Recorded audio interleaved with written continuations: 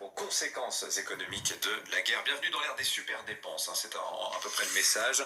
Mais d'abord, Vincent, le pire est à venir, disait Emmanuel Macron en conclusion, suite à son entretien téléphonique. 1h30, hein, encore une fois, avec Vladimir Poutine hier.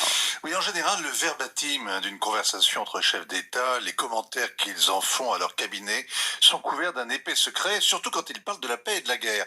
Alors c'est à moitié vrai, car les conseillers qui quittent l'Élysée ont pris l'habitude de tout raconter, ils prennent des notes, ils enregistrent avec leur téléphone, ils publient leurs mémoires sans avoir forcément le talent de Saint-Simon, ils se donnent un rôle avantageux en levant un coin du voile, et on découvre qu'au-delà du protocole, les chefs d'État appartiennent à un club où on se parle cash. Hier, Emmanuel Macron a dit à Vladimir Poutine « Tu te racontes des histoires, tu cherches des prétextes » et il lui a conseillé de ne pas se mentir. C'est direct, c'est du vécu. L'histoire immédiate, servie chaud bouillant. On a l'impression d'être sous le bureau du président qui tient le maître du Kremlin au bout du fil, à moins que ce soit dans le vestiaire d'une salle de gym. Mais ce sont bien les services officiels de la présidence de la République qui livrent ce récit édifiant. Un échange franc, c'est-à-dire rugueux, et pour tout dire, un dialogue de sourds. Alors en 8 jours de guerre, les deux hommes se sont parlé 3 fois au téléphone. La première fois, le jeudi soir de l'invasion, c'est Paris qui appelle à la demande du président Zelensky. On réclame l'arrêt de l'offensive et il doit être immédiat. Poutine répond en justifiant son opération militaire spéciale. Les jours qui suivent, on vérifie que l'opération est vraiment spéciale, puisque c'est à coup de missile que le Kremlin prétend dénazifier les Ukrainiens. Heureusement que l'échange était très franc. Qu'est-ce que ça aurait été s'il avait été fourbe? La deuxième fois, lundi, c'est encore l'Élysée qui téléphone, c'est toujours à la demande du président Zelensky, on réclame un cessez-le-feu et il doit être immédiat. Ça prend quand même 1h30 au bout du fil. Échange très franc et clair, dit le communiqué. Cela ne veut pas dire que les deux hommes se comprennent, mais qu'ils s'opposent frontalement. Emmanuel Macron demande l'arrêt des frappes contre les civils, la préservation des infrastructures, la sécurisation des routes. Le communiqué prétend que le président Poutine s'engage sur ces 3 points.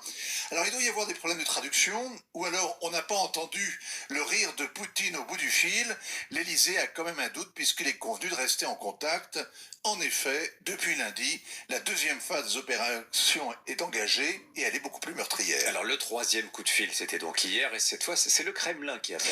Oui, Vladimir Poutine n'a pas apprécié le discours d'Emmanuel Macron aux Français et que la Russie soit désignée comme l'agresseur par l'agressé. Il explique donc que l'opération spéciale se déroule selon le plan, qu'elle va s'aggraver si les Ukrainiens n'acceptent pas ces conditions et qu'il ira jusqu'au bout. Ça dure encore une fois 1h30, le dialogue est très franc, évidemment.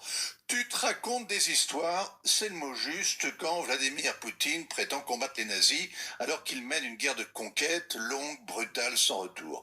Depuis des décennies, la France entretient une relation spéciale, particulière, avec la Russie, mais elle ne sait pas trop quoi mettre dedans. Garder un canal ouvert avec le Kremlin est une bonne politique. Tout raconter ensuite en limite évidemment la portée. Il n'y a pas de négociation sans secret, pas de médiation sans s'effacer. Ces dernières années, la diplomatie spectacle, avec l'Iran, avec la Libye, avec le Liban, avec l'Algérie, avec le Mali, n'a mené nulle part. Si bien qu'on finit par se demander, peut-être que nous aussi, on se raconte des histoires. Voilà, Jean-Pierre Le Goff, ce matin, dans les pages du Figaro, dit non, en fait, Poutine ne se raconte pas d'histoire, il pratique le mensonge déconcertant, comme on faisait à l'ère soviétique. Hein, c'est assez bien vu. Merci Vincent.